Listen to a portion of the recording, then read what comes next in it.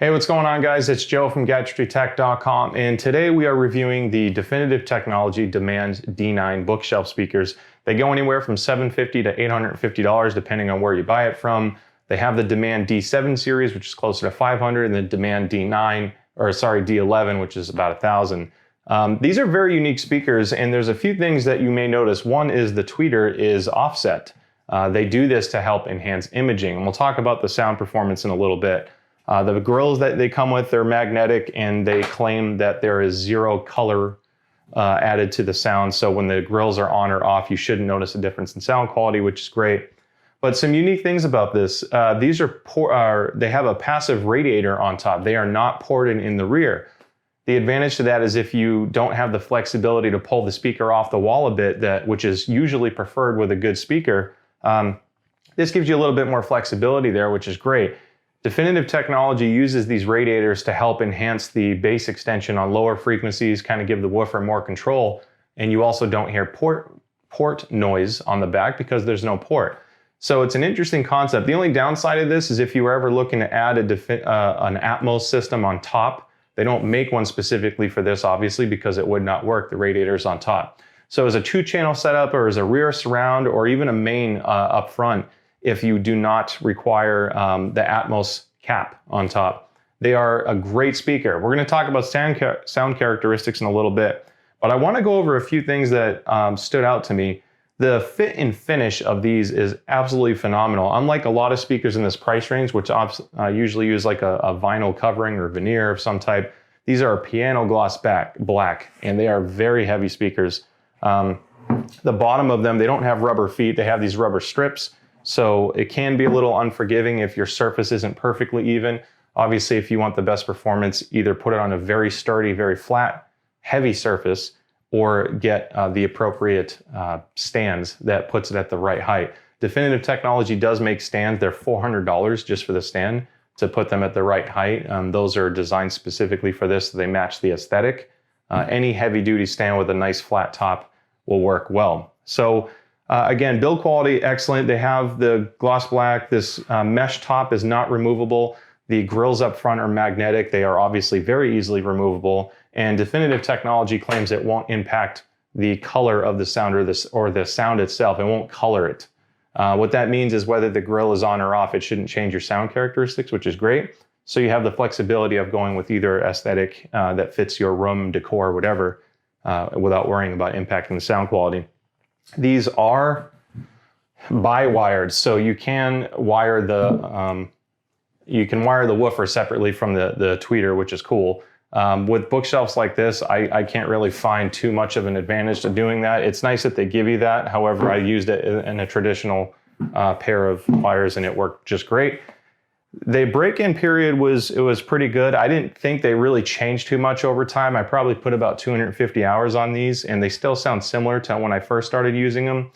The one thing I want to point out, as far as sound quality goes, what's interesting to me is these are a very warm, subtle speaker. They're not in-your-face, detail-oriented, or bright, if you will. But the one thing they excel at is the imaging, and this whole 2020 speaker or tweeter array where they offset the tweeter from the woofer so they don't cancel each other out or do something that I guess muddies the sound. Whatever they did, I'm not going to focus too much on that technical aspect because it's really just about the sound. The staging that these speakers present and how articulate the placement of every note is remarkable. I mean, they really start to disappear if you have the right track. And it's pretty amazing how wide of a soundstage you can get with these. I think that's really what they excel at, is the imaging. This radiator system's interesting because, frankly, the bass performance is good. I don't want to say it's boomy, but it has an interesting character to it. It's almost like if you have the right song and the right amplifier. You know, I was using a Vincent Audio SV500 amp, and when I compared it to my Hardin Kardon and my Denon amps, the Vincent Audio made these things sound twice as big. It's not just the higher quality amp, it's just the characteristics of the amp. When you play the right song on that, these things just sound like nice, big, warm, cozy speakers. That's the best way I can describe it. The mid-level detail is a little bit lacking. If you like to listen to a lot of I guess, vocal heavy music, acoustic guitars, stuff like that. I feel like these will dull them down just a little bit. If you like a warmer sound, a comforting sound, you're gonna love these speakers.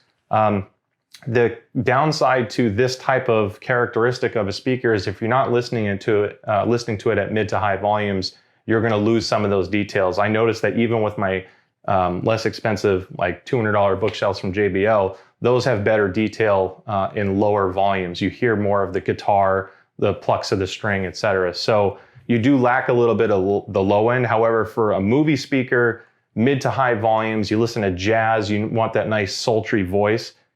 These things are freaking amazing. So, you know, comparing it to Bowers and Wilkins, I guess, because I think they're a bit different.